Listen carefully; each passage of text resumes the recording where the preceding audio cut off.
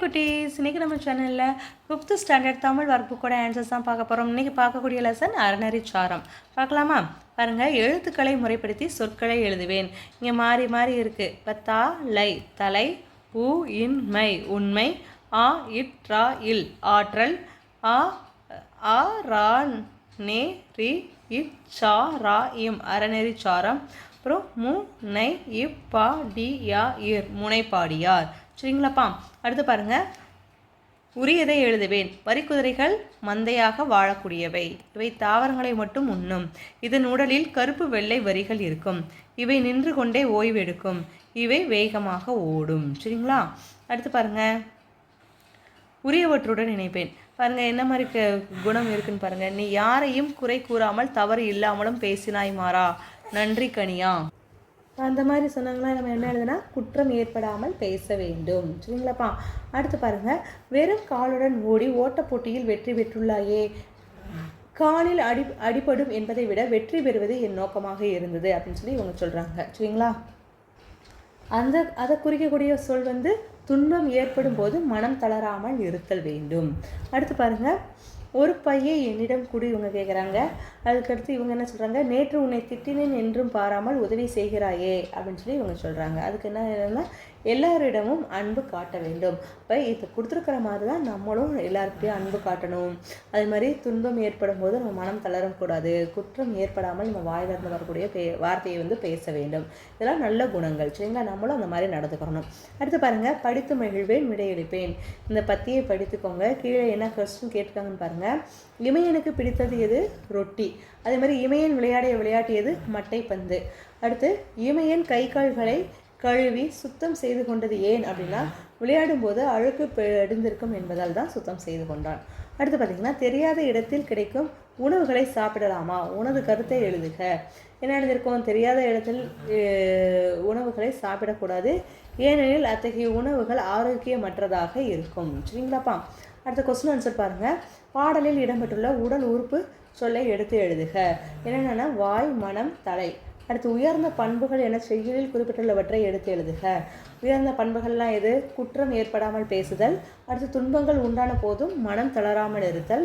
அப்புறம், தம்மை வெறுப்பவர் எடுத்தும் வேற்றுமை பாராட்டாத உண்மை நிலை. இதெல்லாம் தான் உயர்ந்த பண்புகள். ஆமாம் தானேப்பா? நமக்கு செய்யுள் பாடல் வரிகள்லாம் நம்ம என்னென்ன பண்புகளை கடைபிடிக்கணுமோ அந்த செயல்களாக கொடுத்துருக்காங்க. அதை நம்ம பார்த்துக்கணும். அடுத்து பாருங்கள், பிழையின்றி எழுதுக. வன்மையும், இப்போ வன்மையும்ன்றதுல இங்கே 3 சுழியின் என்பது தப்பு. அப்போ 2 சுழியின் என்பது தான் சரி. அடுத்து, சாலத்தழை. இதில் சாலத்தழை ரெண்டுமே லகரம் வந்து குண்டு லகரம் வரணும். அடுத்து, பொழுதாறுக்கும். பொழுதாற்றும் அப்படின்னா அந்த இற்று வந்து சின்ன இரு வர்றது, பெரிய இரு, இற்று பெரிய இரு. அடுத்து, எப்போது மனம் தளராமல் இருத்தல் வேண்டும். செய்யுள் வரியை எடுத்து எழுதுக. இப்போ எப்பொழுதுனா, துன்பங்கள் ஆய பொழுதாற்றும் ஆற்றலும். துன்பங்கள் ஏற்பட்டாலும் நம்ம என்ன செய்யக்கூடாது? மனம் தளரக்கூடாது. அடுத்து பாருங்கள், மாணவர் நாளிதழ் எழுதலாமா? இங்கே வந்து வெயிலின் தாக்கம் அதிகரித்தது, திருவிழாவை முன்னிட்டு சிறப்பு பேருந்துகள் இயக்கம். என்ன படம் கொடுத்துருக்காங்கன்னா, வெயில் தானேப்பா கொடுத்துருக்காங்க. அப்போ அதோட தலைப்புதல் என்ன எழுதலாம்? வெயிலின் தாக்கம் அதிகரித்தது. அடுத்து பாருங்கள், செய்தியை படித்து தலைப்புச் செய்தியை எழுதுவேன். இந்த செய்தியை படிச்சுக்கோங்க. இதில் என்ன ஹெட்லைன் எழுதலான்னா, செஸ் உலகக்கோப்பை தொடரில் தமிழக வீரர் பிரக்யானந்தா இறுதிப் போட்டிக்கு முன்னேறி சாதனை அப்படின்னு சொல்லி நம்ம எழுதலாம். அடுத்து பாருங்கள், அதே மாதிரி தான் இங்கேயும் என்ன மாதிரி எழுதலான்னா, ஆசிய விளையாட்டுப் போட்டியில் தமிழக வீரர் வீராங்கனைகள் தங்கம் வென்று சாதனை. இந்த மாதிரி அந்த ஹெட்லைனில் நம்ம எழுத தெரிஞ்சுக்கிறணும். அதுமாதிரி குறிப்புகளை படித்து செய்தியாக எழுதுவேன். இந்த குறிப்புகள்லாம் நல்லா படிச்சுக்கோங்க. என்ன கொடுத்துருக்காங்கன்னா, திண்டுக்கல் மாவட்டம் கொடைக்கானலில் மே 26 முதல் ஜூன் 2 வரை கொடைக்கானல் தோட்டக்கலைத்துறை சார்பில் மலர் கண்காட்சி நடைபெற உள்ளது. இக்கண்காட்சியில் பாரம்பரிய கலை நிகழ்ச்சிகள் மற்றும் விளையாட்டுப் போட்டிகள் நடைபெற உள்ளன. அதுதான் இங்கே செய்தியாக குறிப்பாக கொடுத்துருக்காங்க. அதை நம்ம இந்த மாதிரி செய்தியாக எழுதியிருக்கோம். அடுத்து பாருங்கப்பா, படிப்பேன் மின்னுவேன்னு சொல்லி கேட்டுங்களா. ஒரே வரிசை எழுத்து மற்றும் மெய்யெழுத்துக்களை கொண்டு சொல் உருவாக்கி எழுதுக. இந்த மாதிரி ஒரே வரிசை மற்றும் மெய்யெழுத்து, அதே மாதிரி தான் இங்கே இதெல்லாம் கலந்து எழுதக்கூடாது. இந்த ஒரு வரிசையோட மெய்யெழுத்தை வேணால் சேர்த்துக்கலாம். எப்படி எழுதலாம் பாருங்கள். வனம், மனம், தடம், படம், படம், சரி, பழம், நகம், பயம், பழம், பழம், மரம், மனம். இந்த மாதிரி எழுதலாம். இன்னொன்று வேறு எப்படி எழுதுனா, இங்கே வந்து மான், தாத்தா, தாகம், பாப்பா, கான், பார், நார், வாழ், பால், நாள், தாழ்னு எழுதலாம். அப்புறம் இங்கே பாருங்கள், மிதின்னு கொடுத்துருங்களா. கிளி, விழி, விழி, விசில், திமிழ், மின்மினி, பிடி, சிறி, பிணி இந்த மாதிரி எழுதலாம். அடுத்து பாருங்கள், ஒவ்வொரு பகுதியிலும் ஒரு எழுத்து எடுப்பேன், சொல் உருவாக்கி தொடர் எழுதுவேன். இந்த 3 பகுதியில் எழுத்துக்களாக கொடுத்துருக்காங்களா, அந்த எழுத்துக்களில் ஒவ்வொரு இதுலேயுமே ஒவ்வொன்று எடுத்துக்கணும். அதிலிருந்து தொடர் உருவாக்கி எழுதணும். பாருங்கள், இங்கே அணில், உரல், பாலம், விறகு, கனவு, மயில். இப்போ உரல்னா அரிசி உரலில் இடிப்பர், பாலம்னா பாலத்தில் பேருந்து சென்றது, விறகு காட்டில் விறகு எடுத்தேன், கனவு காலை வேளையில் கனவு கண்டேன், மயில்னா மயில் தோகை விரித்து ஆடியது. இந்த மாதிரி எழுதலாம் தானே. அடுத்து பாருங்கள், உரிய சொல்லை தேர்ந்தெடுத்து எழுதுவேன். என்ன மாதிரி, கடலில் வருவது அலை, இது என்ன அலை வரும், அதாவது குண்டுலை. வீட்டிற்கு வருபவரை அலை, சிறப்புழகரம். நடனம் என்பது கலை, யானை தின்பது களை, ஆடையில் படிவது கரை, ஆட்டின் மரம் கரை.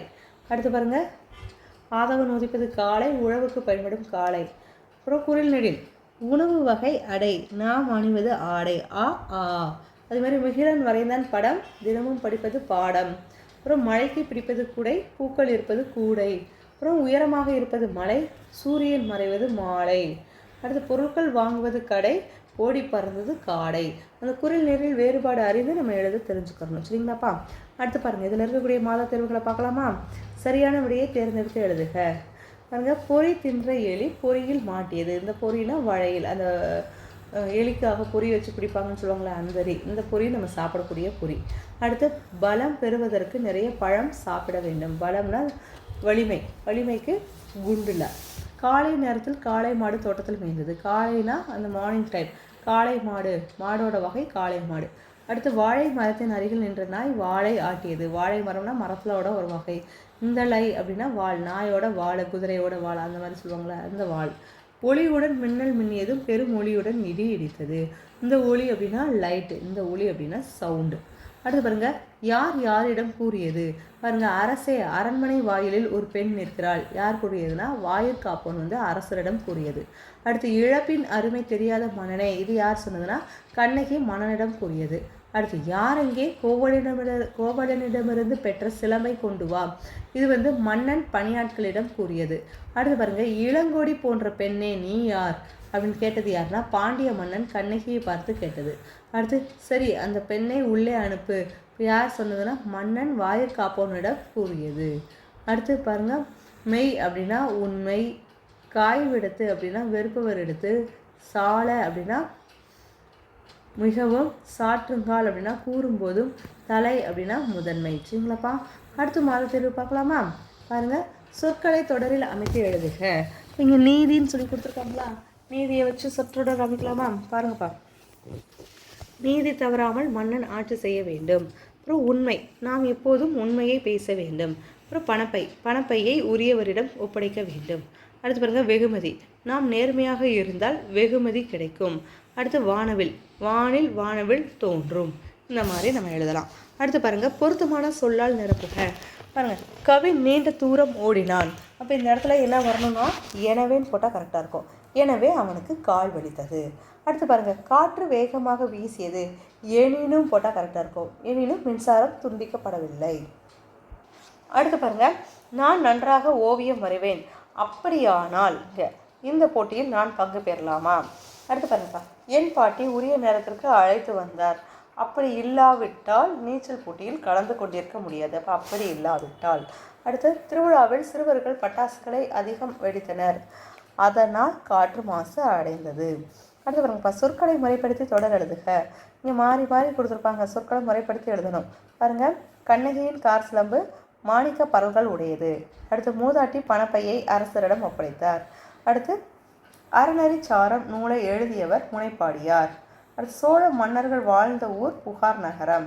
அடுத்து, வணிகர் தான் வைத்திருந்த பணப்பையை நழுவ விட்டார் அப்படின்னு சொல்லி நம்ம எழுதியிருக்கோம். அடுத்து பாருங்கப்பா, மாத தேர்வு பார்க்கலாமா. வகைப்படுத்தி எழுதுகன்னு சொல்லி கேட்டிருக்காங்க. ஆக்சுவலாக என்னென்னா எழுவாய் பயனிலை. இப்போ அம்மா சந்தையில் பழங்களை வாங்கினார். இதில் எழுவாய் அம்மா, பயனிலை வாங்கினார். அடுத்து, மீனா காலையில் எழுந்து கோலம் போட்டாள். இதில் மீனா என்பது எழுவாய், போட்டாள் என்பது பயனிலை. அடுத்து, அன்பழகன் பள்ளிக்கு மிதிவண்டியில் சென்றான். இதில் அன்பழகன் என்பது எழுவாய், சென்றான் என்பது பயனிலை. அடுத்து, தோட்டத்தில் மலர்கள் பூத்து குலுங்கின. இதில் தோட்டம், தோட்டம் என்பது எழுவாயில் வரணும், குலுங்கின என்பது பயனிலை. அடுத்து, கண்ணன் மைதானத்தில் பந்து விளையாடினான். கண்ணன் என்பது எழுவாய், விளையாடினான் என்பது ஃபைனலைஸ். சரிங்களா? அடுத்து பாருங்கள், உரையாடலை படித்து விடையளிக்க. இந்த உரையாடலை படிச்சுக்கோங்க. என்ன கொஸ்டின் கேட்காங்களோ அதுக்கு ஆன்சர் பண்ணலாமா? பாருங்கள், உரையாடலை நிகழ்த்தியவர்கள் யார் யார் யார் யாருன்னா கண்ணகி, பாண்டிய மன்னர். அடுத்து உரையாடலில் இடம்பெற்ற வினாத்தொடரை எடுத்து எழுதுக. என்னதுன்னா, அந்த கள்வன் கோவலனின் மனைவியா நீ, அதுதான் இதில் இருக்கக்கூடிய வினாத்தொடர். அடுத்து பாருங்கப்பா, பெண்ணே நீ சொல்வது உண்மை என்று அடிக்கொடிட்ட சொல் யாரை குறிக்கிறது? இந்த நீ என்று சொல்வது கண்ணகியை குறிக்கக்கூடியது. அடுத்து கோவலன், மாசாத்துவான், கண்ணகி இம்மூன்று சொற்களும் வருமாறு தொடர் அமைத்து எழுதுக. எப்படி எழுதலான்னா, மாசாத்துவான் என்பவரின் மகனாகிய கோவலனின் மனைவி கண்ணகி எழுதலாம் தானப்பா. அடுத்து பாருங்க, கண்ணகியின் சிலம்பின் பரல் மாணிக்க கற்களால் ஆனது. அடிக்கொடிட்ட சொல் விடையாக வருமாறு விடா எழுதுக. எப்படி எழுதலாம்? இப்போ மாணிக்க கற்கள் அது ஆன்சராக வரணும். எப்படி கொஸ்டின் மேக் பண்ணலான்னா, கண்ணகியின் சிலம்பின் பரல் எதனால் ஆனது? சரிங்களா? அடுத்து பாருங்கள், அடுத்து மாத தேர்வு நம்ம கொடுத்துருங்களா? இதில் நீங்களும் ஆகலாம் இளம் படைப்பாளர்கள் சொல்லி ஒரு அறிவிப்பு பலகையை கொடுத்துருக்காங்க. அது உங்களுக்கு உண்டான டேலண்ட்டை வெளிப்படுத்தலாம். எதில் இருந்தால் 3 முதல் 10ஆம் வகுப்பு வரை பயிலக்கூடிய மாணவர்கள். எந்த இடம்னா வஉசி மைதானம், கோவை. அது மாதிரி நாளும் கொடுத்துருக்காங்க. சரிங்களாப்பா? அதிலிருந்து கொஸ்டின் கேட்டிருக்காங்க பாருங்கள். படைப்பு திறன்களாக குறிப்பிடப்பட்டுள்ளவை எவை? எவைனா கதை எழுதுதல், பாடல் எழுதுதல், படம் வரைதல், நாடகம் நடித்தல். அது மாதிரி 12ஆம் வகுப்பு படிக்கும் கயல்வெளி நிகழ்ச்சியில் கலந்து கொள்ள முடியவில்லை. ஏன்? பாருங்கள், ஏனெனில் 3 முதல் 10ஆம் வகுப்பு வரை பயிலும் மாணவர்கள் மட்டுமே கலந்து கொள்ள முடியும். அடுத்து பாருங்கள், பாலாவிற்கு விலங்குகள் பறவைகள் போல் ஒளி எழுப்ப தெரியும். அவன் எதில் கலந்து கொள்வான்? எதில்? பாலா பலகுரல் பேசலாம் போட்டியில் கலந்து கொள்வான். அடுத்து போட்டியில் வெற்றி பெற்றவர்களுக்கு கிடைக்கும் விருதை பற்றி எழுதுக. போட்டியில் வெற்றி பெற்றவர்களுக்கு இளம் படைப்பாளர் பட்டம் கிடைக்கும். அடுத்து, நீங்கள் எந்த போட்டியில் கலந்து கொள்வீர்கள்? நம்ம உங்களுக்கு என்ன போட்டியில் கலந்து கொள்ள பிடிக்குமோ அதை இந்த இடத்துல எழுதலாம். நான் கதை எழுதுதல், பாட்டு பாடுதல்னு சொல்லி எழுதியிருக்கேன். உங்களுக்கு பிடித்ததை இந்த இடத்துல எழுதிக்கோங்க. அடுத்து பாருங்கப்பா, தரணும் அமுதாவும் விளையாடியது என்ன கண்டுபிடிங்களேன் அப்படின்னு சொல்லி கேட்டிருக்காங்களா? கண்டுபிடிக்கலாமா? பாருங்கள், கைகளில் கம்பு வைத்து சுழற்றுவேன். என்னது? சிலம்பாட்டம். அடுத்து, அம்பு போன்ற குச்சியை தூரமாக எறிவேன். அதனால் ஈட்டி எறிதல். அப்புறம் குழிகளில் மணிகளை எண்ணி போடுவேன். அது பல்லாங்குழி. அடுத்து, மேசையில் பந்தை அடித்து விளையாடுவேன். அது மேசை பந்தாட்டம். அடுத்து பாருங்கப்பா, காய்களை விரல்களால் சுண்டி விளையாடுவேன். அது சுண்டாட்டம். கேரம் போர்டு சொல்கிறோமா அது. அடுத்து பாருங்கள், ஓடி தாவி குதிப்பேன். அது நீளம் தாண்டுதல். சரிங்களாப்பா? அடுத்த கொஸ்டின் பாருங்கள், மேகலை கூறும் புதிருக்கு விடை அளிங்களேன். அளிக்கலாமா? ஓர் ஆப்பிளின் அரைப்பகுதி போல தோன்றுவது எது? இந்த மாதிரி தோன்றுவது மற்ற ஆப்பிளின் அரைப்பகுதி தான்ப்பா, மற்ற அரை ஆப்பிள். அடுத்து, செவ்வாய், வியாழன், சனி ஆகிய வார நாட்களை பயன்படுத்தாமல் 3 தொடர்ச்சியான நாட்களை சொல்லுங்கள் அப்படின்னா எப்படி சொல்லலாம்? நேற்று, இன்று, நாளை சொல்லலாம்ல. இது நேற்று, இது இன்று, இது நாளை அப்படின்னு சொல்லி நம்ம சொல்லலாம். அடுத்து பாருங்கள், அமாவாசை அன்று கருப்பு நிற மகிழ்ந்து ஒன்று 2 முகப்பு விளக்குகளும் இல்லாமல் சென்றது. இருப்பினும் அது விபத்து ஏதும் இன்றி மற்ற வாகனங்களை கடந்து சென்றது எப்படி? ஏன்னா அமாவாசை நாளுமே பகல் வரும் தானே. இப்போ கருப்பு நிற மகிழ்ந்து சென்றது பகலில். பகலில் முகப்பு விளக்கு தேவை கிடையாது. அடுத்து பாருங்கள், அறையில் உள்ள 5 சகோதரிகளும் தங்களுக்கு பிடித்ததை செய்து கொண்டிருந்தனர். மல்லிகை புத்தகம் படிக்கிறாள், செம்பருத்தி ஓவியம் வரைகிறாள், நறுமுகை சதுரங்கம் விளையாடுகிறாள், வேள்விழி நடனம் ஆடி கொண்டிருக்கிறாள். எனில் 5வது சகோதரி என்ன செய்து கொண்டிருப்பாள்? நறுமுகை யாரோட சதுரங்கம் விளையாடி கொண்டிருப்பா? நறுமுகையுடன் சதுரங்கம் விளையாடி கொண்டிருப்பாள். சரிங்களா? இதுதான். அடுத்து பாருங்கப்பா, உனக்கு பிடித்த விளையாட்டு பொருட்களை வரைந்து பெயருங்க. இங்கே நமக்கு என்ன பிடிக்குமோ அந்த விளையாட்டு பொருளை இந்த இடத்துல வரைஞ்சி அதுக்குண்டான பெயரை இங்கே எழுதுங்க. அடுத்து, ஓட்டப்பந்தயத்தில் வெற்றி பெற்ற சிவியை பாராட்டலாமான்னு சொல்லி கேட்டுருக்காங்களா? இப்படி பாராட்டலாம். பாருங்க, நீ ஓட்டப்பந்தயத்தில் வெற்றி பெற்றதற்கு என்னுடைய பாராட்டுக்கள். உன்னுடைய கடின உழைப்பும் விடாமுயற்சி தன்னம்பிக்கையுமே உன் வெற்றிக்கு காரணம்.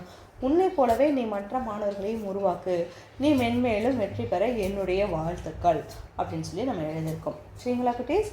இதோட இந்த லெசனுக்கு உண்டான ஒர்க் புக் ஆன்சர்ஸ்லாம் கம்ப்ளீட் ஆகிடுச்சு. இதில் ஏதாவது டவுட்ஸ் இருந்துச்சுன்னா கமெண்ட் செக்ஷனில் கமெண்ட் பண்ணுங்கள். தேங்க்யூ.